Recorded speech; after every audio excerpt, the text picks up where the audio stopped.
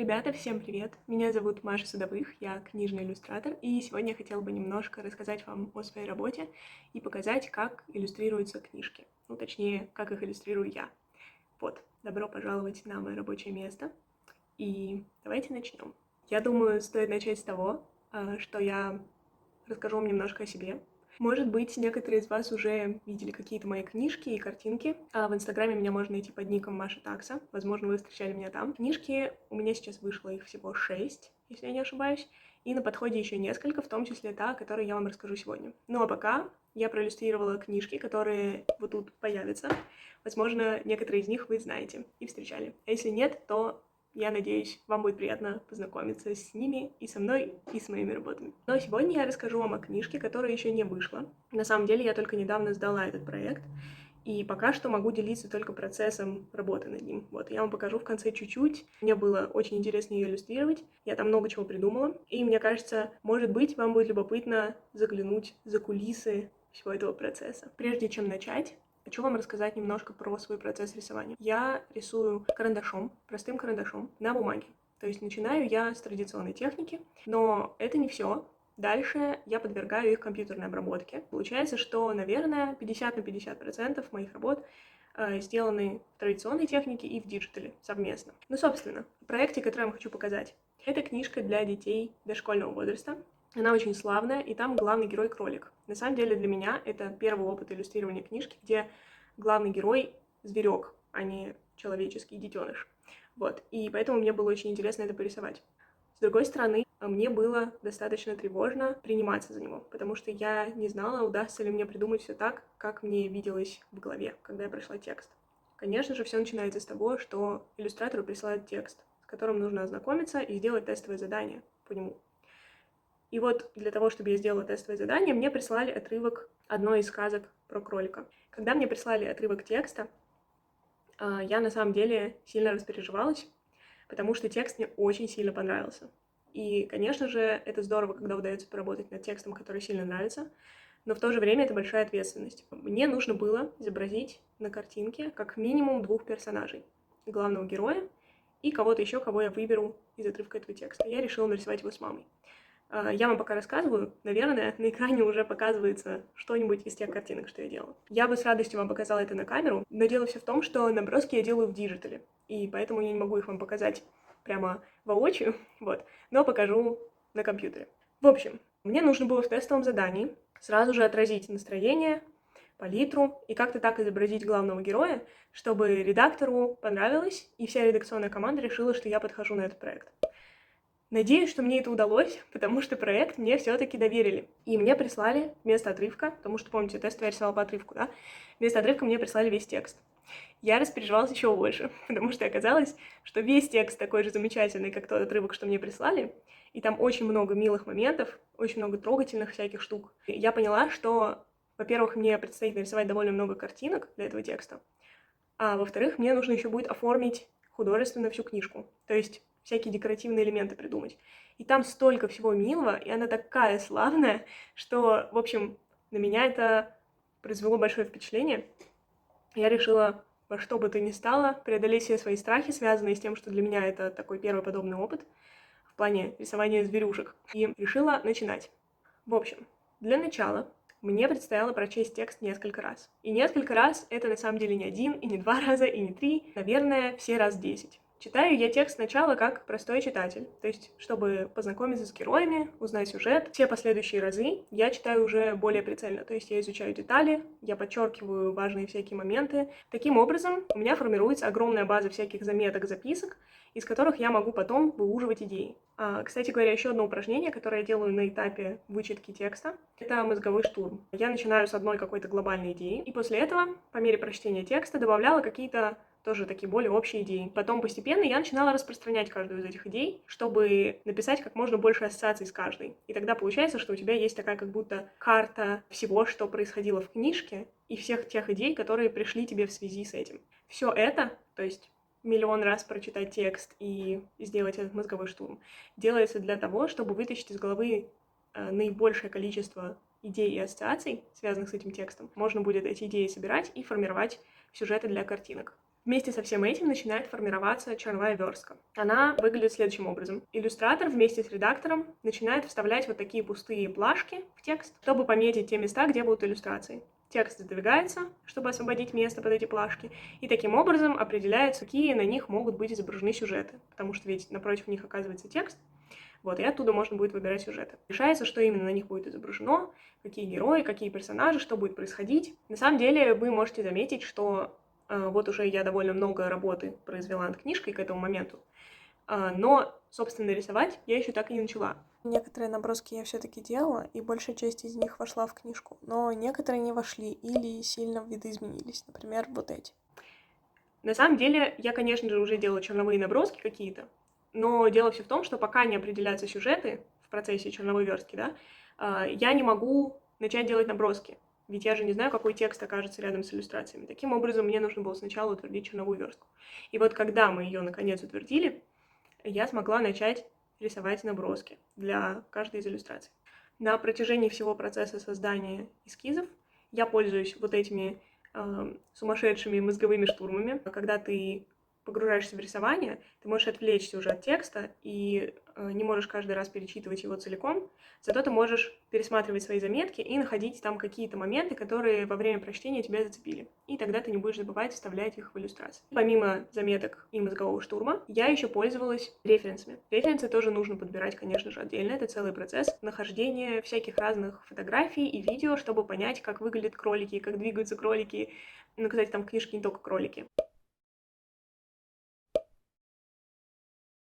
Вот. Как двигаются все эти зверята, как они выглядят, какие у них мордочки, как они держат лапки, какого они бывают цвета, что они едят, где они живут. В общем, все эти прекрасные вещи находятся как раз посредством поиска референсов. И их я тоже собрала великое множество. Кстати говоря, именно во время этого проекта мне очень помогло именно видео смотреть с этими зверятами, потому что они необычно двигаются, ну, необычно по сравнению с людьми, например. И я гораздо лучше смогла понять, как мне моего персонажа представить зрителю. На этапе создания эскизов я еще поделила картинки на две условные части. Я решила, что половина сюжетов будет происходить внутри, то есть в доме у кроликов, среди интерьеров их уютного жилья.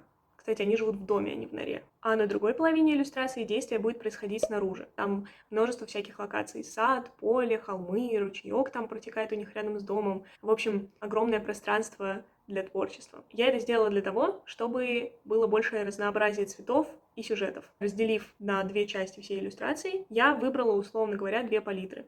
То, что происходило на улице, стало зеленое и голубоватое, а то, что происходило в доме, стало более таким теплым, желтым, немножко с примесью розового. На этапе рисования эскизов я еще поняла, что я очень сильно хочу, чтобы картинки получились насыщенные, то есть добавить в них очень много деталей. И я стала думать, как же мне это сделать, ведь у меня есть иллюстрации, которые отражают интерьер дома кроликов, а есть иллюстрации, которые происходят снаружи. И вот я решила, что те иллюстрации, где кролик на улице, нужно снабдить огромным количеством всяких растений и цветов. Я решила, что они живут где-то на лугу, поле, и постаралась включить все те полевые цветочки, о которых я только знаю. Мне пригодились, кстати, мои детские воспоминания о том, как я жила все лето на даче. Вот там очень много всяких цветов росло, и бабушка мне много про них рассказывала, поэтому я решила применить все свои знания. Мне, кстати, кажется, что читателям всех возрастов будет интересно находить, обсуждать и изучать цветы по этим картинкам. По крайней мере, я надеюсь, что они получились достаточно похожими на настоящие, чтобы это было возможно. Еще, кстати говоря, мы решили украсить колонцифры. Колонцифры — это номера страничек. Мы решили украсить их тоже цветами. Некоторые из них повторяются с теми, что есть на иллюстрациях, а некоторые другие. Так вот, я отвлеклась. Я придумала, как насытить деталями уличные картинки. Так их назовем с вами, уличные картинки. Я решила нарисовать там много-много цветов. Но вот с интерьерными картинками, то есть с теми, где действие происходит внутри кроличьего жилища, все оказалось не так просто, потому что мне хотелось очень-очень много всего поставить на полочки, повесить на стены и все такое прочее. И для этого мне потребовалось бы очень-очень много материала. Так что я стала думать, откуда же его взять. Во-первых, я стала вспоминать собственное детство, что мне очень сильно нравилось внутри нашего дома. Стала вспоминать всякие штуки и включать их в свои иллюстрации. Ну, точнее, на этом этапе наброски. Но потом я поняла, что моих воспоминаний, моей фантазии не хватает для этого. Я решила попросить своих читателей, своих подписчиков поучаствовать в этом процессе и показать мне, что есть у них дома такого памятного и интересного, что украшает их интерьер и очень сильно им самим нравится и создает уют в их доме. И к моей радости очень многие откликнулись и прислали целую кучу фотографий всяких милых и памятных безделушек, которые украшают их дом. И таким образом у меня набралась целая куча материала, с помощью которого я смогла добавить множество деталей в эти иллюстрации. Но, как вы помните, сейчас мы все еще говорим о набросках. И перед тем, как рисовать финальные иллюстрации, эти наброски нужно утвердить, что, к счастью, произошло быстро и здорово, потому что моим замечательным редакторам понравились все мои наброски. И правок было совсем немного, так что, когда я их внесла, и мы обо всем договорились, я стала переносить эскизы на бумагу. Чаще всего художники это делают на световом планшете, что очень удобно, но у меня его нет, и я рисую очень мелко, так что пока что для меня эту роль играет экран ноутбука. Я не знаю, так кто-то еще делает, надеюсь, что да, потому что иначе это будет очень дурацки, но вот так я делаю. После переноса эскизов у меня скопилась целая стопка просто непонятных карандашных набросков, и мне нужно теперь превратить их все в иллюстрации. Я начинаю их рисовать. Как вы помните, рисую я сначала просто простым карандашом, так что картинки сначала все получаются черно-белыми. Но это ничего страшного, потому что потом я их раскрашу в редакторе. На самом деле, в моем процессе, наверное, рисование иллюстраций занимает самый большой промежуток времени, самый долгий.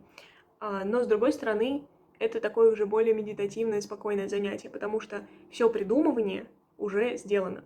Все придумывание осталось на этапе набросков и подборки сюжетов, референсов и всего такого прочего. Так что все, что мне теперь нужно сделать, это как следует отрисовать, нигде не ошибиться. Вот эти финальные карандашные иллюстрации я стараюсь рисовать максимально близко к тому, что получится в окончательном варианте, то есть уже почти так, как это будет выглядеть в книжке, потому что это и очень сильно экономит время, и мне не приходится их подолгу редактировать. Но есть некоторые исключения. Например, бывает, что в иллюстрациях есть маленькие детали, которые я не всегда могу прорисовать карандашом вручную, и я рисую их покрупнее, и потом собираю картинку как пазл уже на компьютере. Вот, например, в этом случае так и произошло. Как вы видите, кролики нарисованы отдельно, они не поместились бы в рамы на этом рисунке, они покрупнее. И рамы пустуют, но это ненадолго, потому что потом я соединила их в редакторе. И получилась целая картинка, как будто так и было.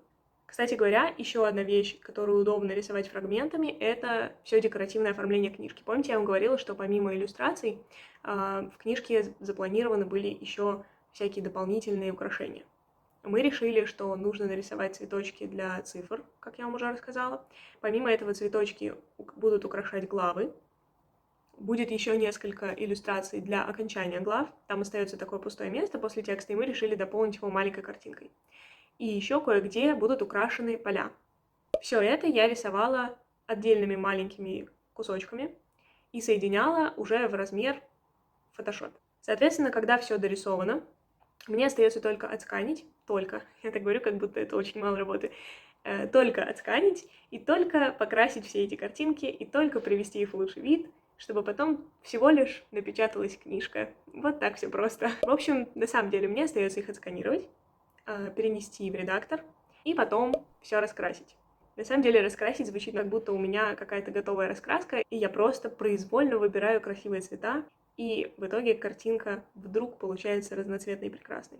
На самом деле это, конечно, тоже отдельный этап работы. И, конечно же, я не выбираю цвета наобум. Я составляю специально палитру. Вот, эта палитра общая для обоих типов картинок, помните, да, уличные и домашние. Конечно же, там есть некоторые цвета, которые их отличают, но в целом палитра одна и та же. Это делается для того, чтобы картинки в конце в книжке смотрелись однородно. И не было ощущения, что это картинки из двух разных книжек, слепленные в одну. После того, как все иллюстрации раскрашены, собраны все детали, все отредактировано и все прекрасно стоит в книжку, можно сдавать проект. Конечно же, это момент торжества для всех, кто работает над книжкой. Все очень рады видеть, наконец-то, ее в том виде, в каком она появится перед читателем. После сдачи проекта начинается долгий период ожидания того момента, как книжка появится в свет. До тех пор почти все держится в секрете, чтобы сохранялась интрига. Но я решила, что покажу вам немножко, потому что со своими читателями в блоге я уже поделилась некоторыми деталями. Так что, думаю, будет честно, если я и вам покажу. Надеюсь, они вам понравятся. и заинтригует вас настолько, что вы будете тоже с нетерпением ждать выхода книжки, как и я сейчас. Вот и все, ребят. На этом мой небольшой рассказ подошел к концу. Надеюсь, вам было интересно. Мне было очень приятно с вами поболтать и поделиться таким закулисьем своей работы. Всем пока!